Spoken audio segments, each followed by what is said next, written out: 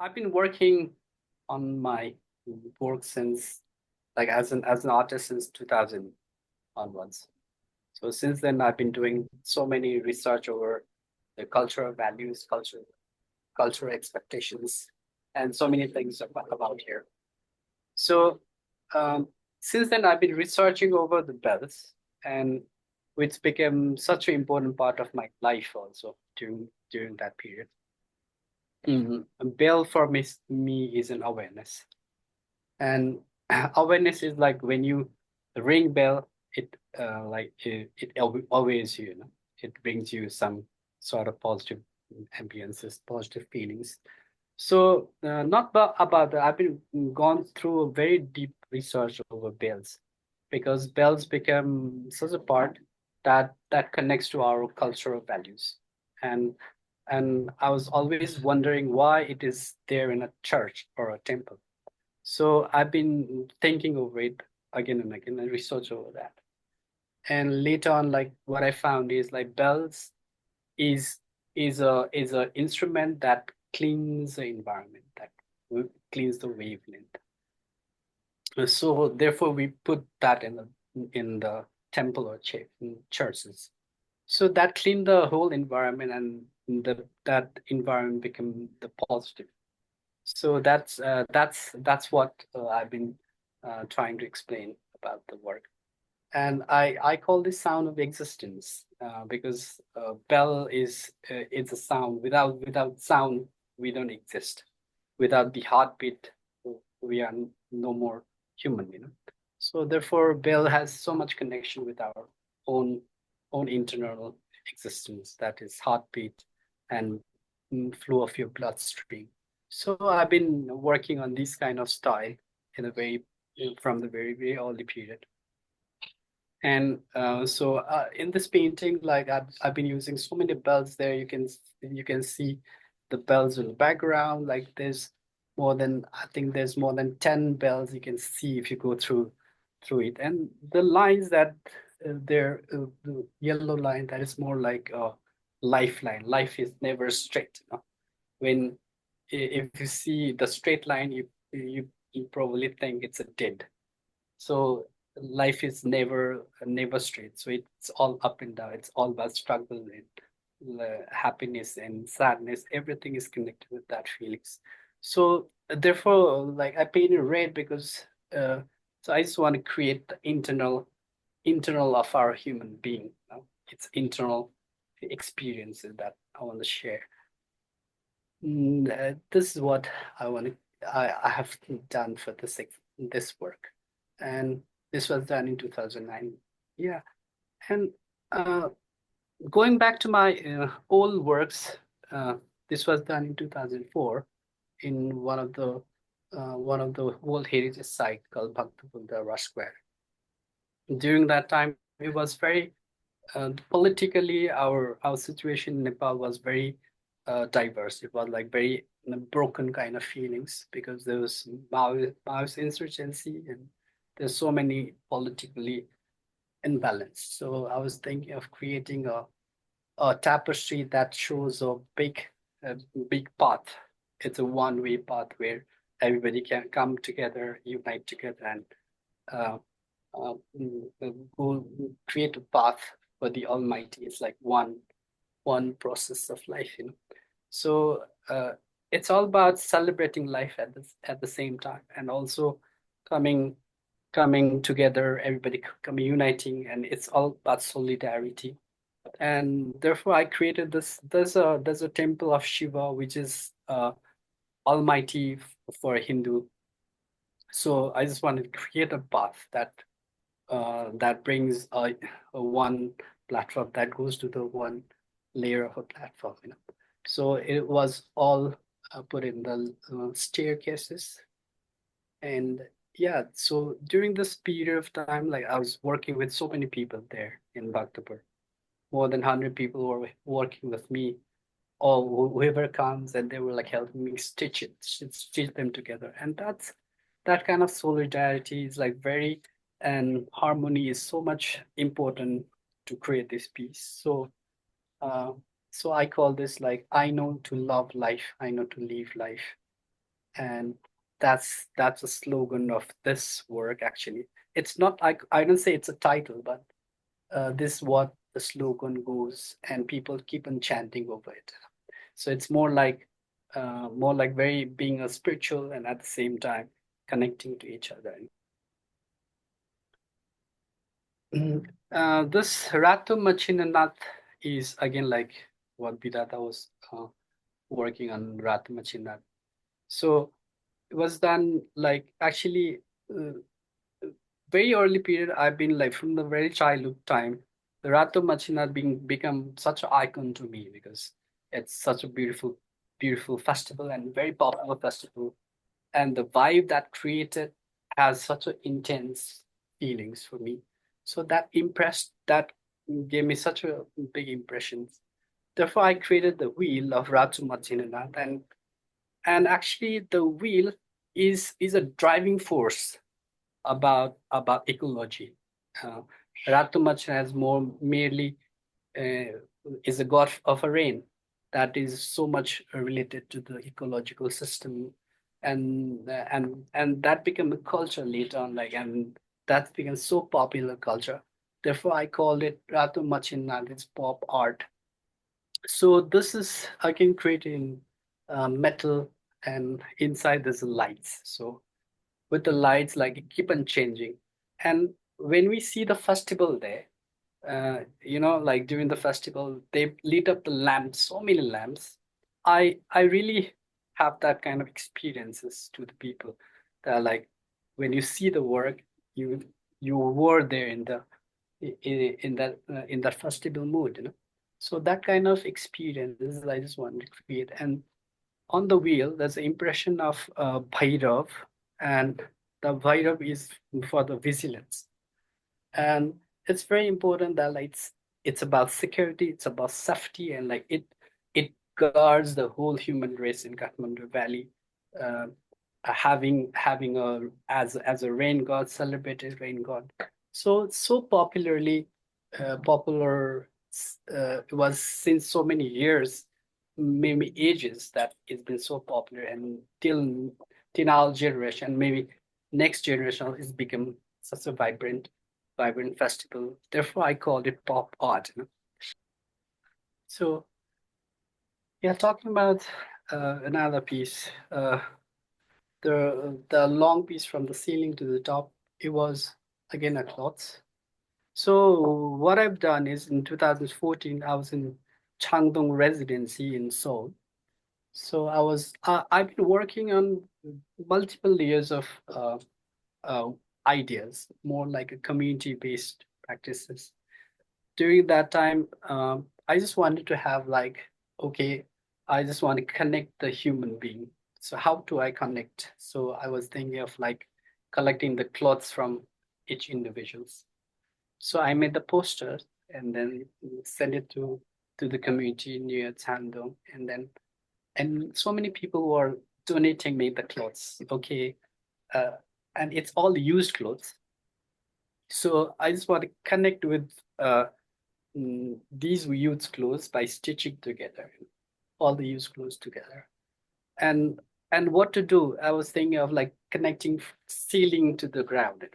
So it was kind of a experience. I just want to create an experience, like it's like connecting from the cosmos to the earth, or the experiences.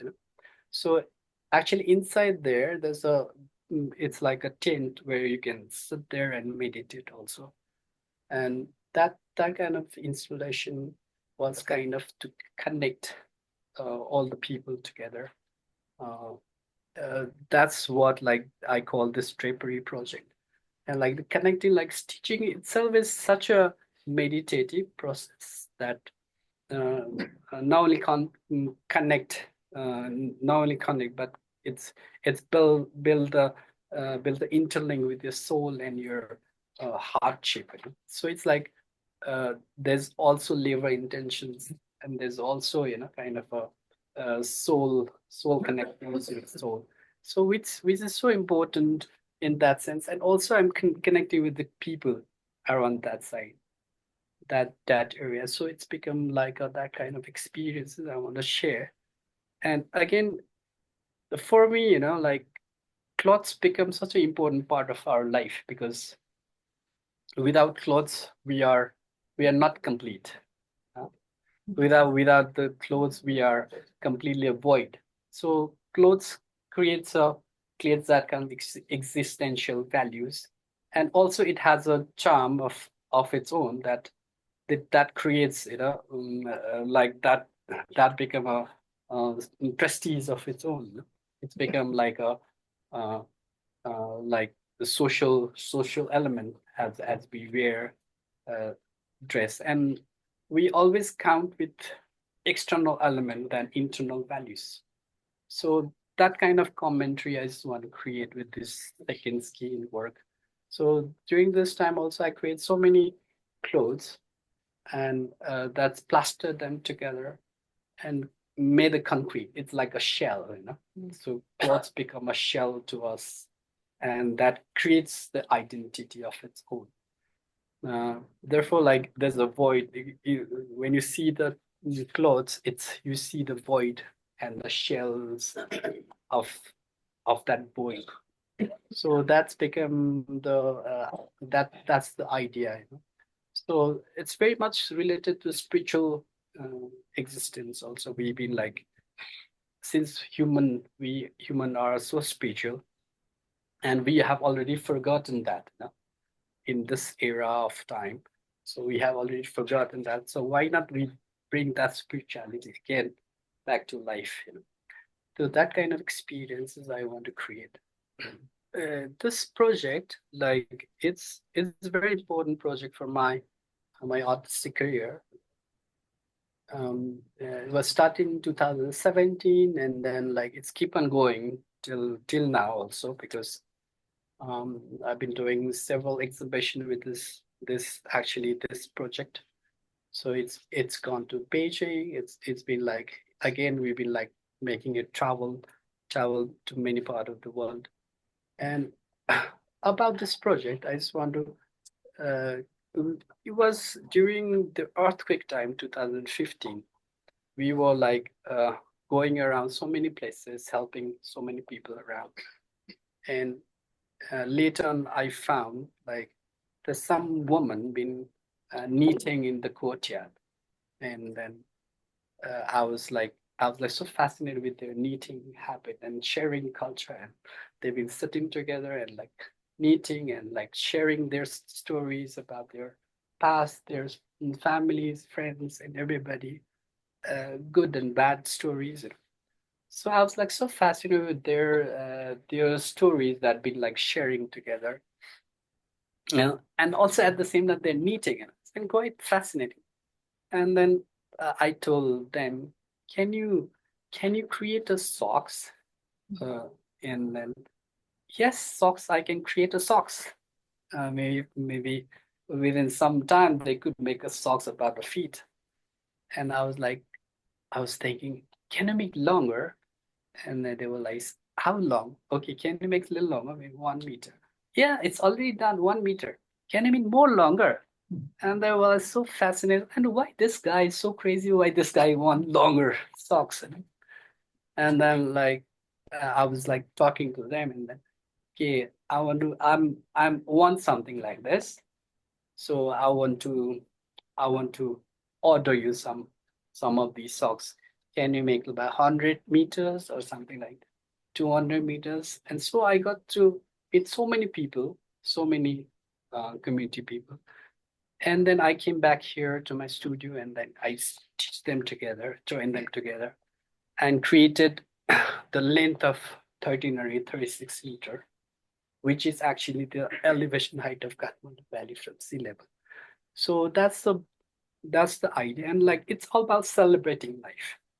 It's all about like celebration of celebrating so many diverse group of people who lives here, and I talk about that. And later on, at the end of the exhibition, the first exhibition was very interactive because I wanted everyone to come over, play with this material, and they've been working and playing, and at the same time they were like just enjoying a lot. And so that kind of celebration, that kind of experience I wanted to create. And later on at the end, like we did a procession from in Kathmandu, and also like it was so many people were participating during that procession. You know, there was like for each procession there used to be more than 400 people carrying them together and uh, going to different part of the town. So like marching with these work.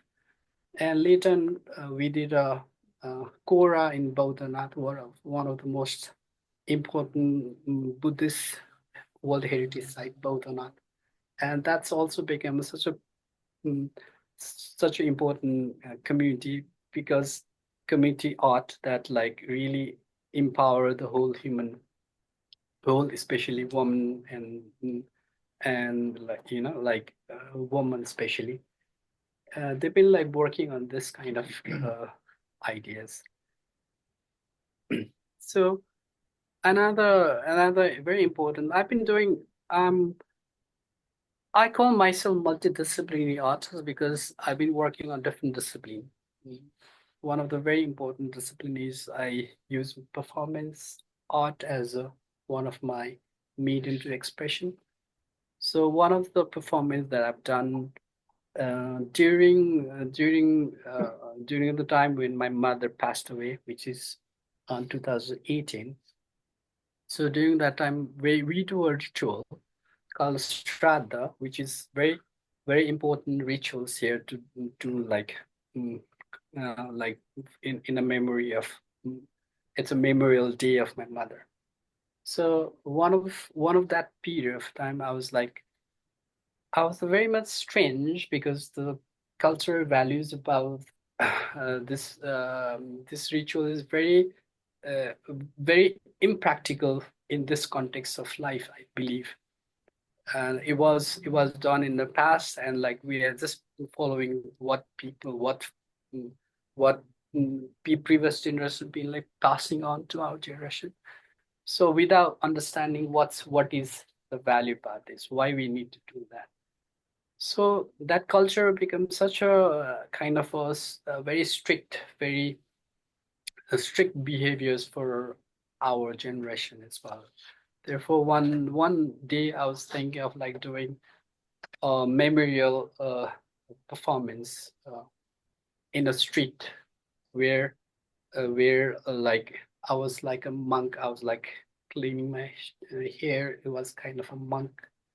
And then like I was, and during that period, like when somebody die in your house, you become like you are untouchable kind of feeling. You know, you can't, nobody can touch you, or that kind of feeling. So it was kind of very hard for me. It was such a hard time during that period of time that nobody come and touch you, and nobody comes and hug you when you need that kind of that kind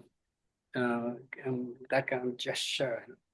But eventually uh, it was never happened in our society. So I was thinking of creating a piece which is called Setu Chappal, the white slippers.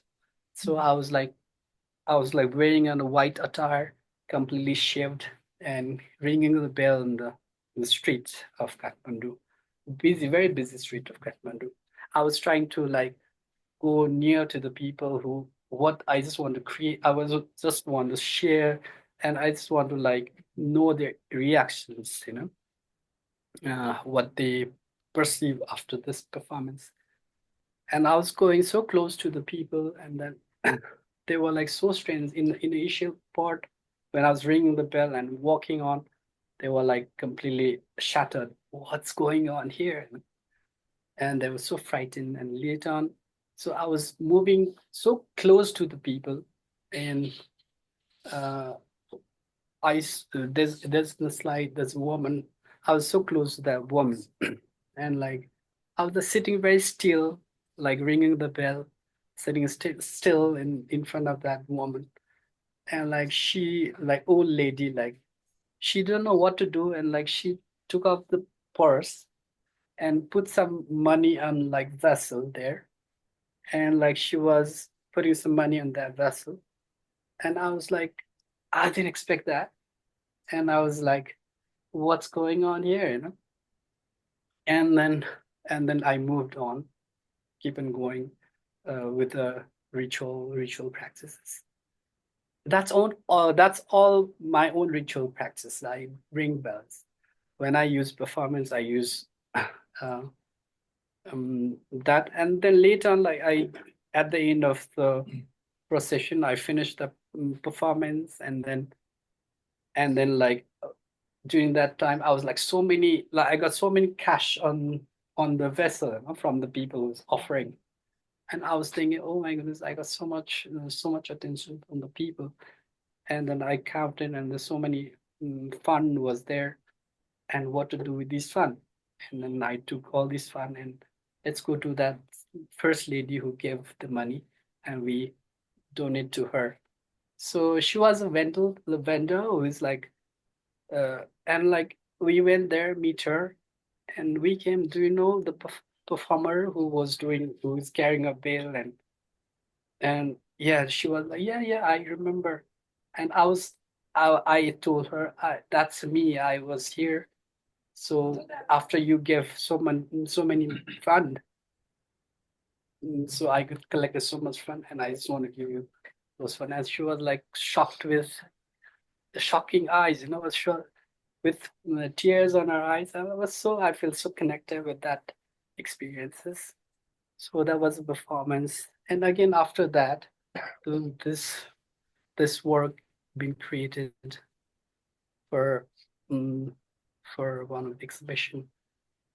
And again, there's a there's like in a cushion, there's a white. And during that period of time, like I didn't paint with any colors. I was like working with only black and white, and like pen and ink. So and the cushion was a silk screened, um, so and made the cushion. Yeah, and I call this Irani the headrest. So later on in my evolution, like artistic evolution, I've been working mainly with the community, and in one of the big festival in Busan. It is called CR Festival in Busan in 2019. Before the pandemic, I was all again like collecting all the clothes from so many different people. So I just wanted to create a tapestry of like 108 meters long, which is like vertical, and call it vertical weight because we human are a vertical people. Yeah. So we, since we are vertical and we are connecting every human being together and place it in the seashore, in the beach of uh, one of the one of the beach in Busan. And like I was working with so many other members there, volunteers, stitching them together again. So it's been like so fascinating to connect like more than 1,500 clothes to during this work. It was created with more than 1,500 clothes, all donated by the people from Busan, for the Sea Art Festival, and it was exhibited outdoor in a park. So this is all about connecting. It's like I was thinking about like borderless border. Why we need border? Because border always have a connection point, but that again divide. But when we stitch them, seize these border, there won't be border. There will be borderless border. It's like more like diverse. It's not about diversifying. It's like connecting to every individuals, every walks of life. So later on, like I've been working even on metal, like so same thing. Like the socks one became now endless knot, which is in a brass that is 16 feet tall, and I was connecting with like endless, uh, endless knot as a spiritual values. When we talk about in Nepal, Buddhism and Hinduism has endless knot symbol, but I created my own symbol of endless knot, which is of this shape. And later on, I created a small pendant, which is like which is with silver, and then same thing in like silver, you know. So this is what I've created for one of the it's a commission work for one of the hotel in Bhaktapur, Darbar Square. So this is my last slide, and for this year we had an exhibition in Rubin Museum in New York. So I created Dipankar Buddha's pop art, and again another blessing of Dipankara this year that so I was always talking about pop culture because Dipankar becomes such a popular image in Nepal. Rather than like if you see the popular image in West, it'll be like movie stars or Superman, Spider-Man. But here in Nepal, again, you know, like the festivals, all these deities become such a popular images here for our context in cultural values. So this work like I created in a dot, you know. So again, like when I was teaching the work, it was always connecting, you know. And when I was painting the dots, it's again connecting. All the dots became a form, you know. So I just wanted to create a form that. So it. I was thinking, like Dipankar, the philosophy of Dipankara became so blurring out in the society, but still we celebrate the festival, and that kind of experience is like I just want to share with these paintings. Yeah, I think that's it. Thank you so much for having us here. Thank you.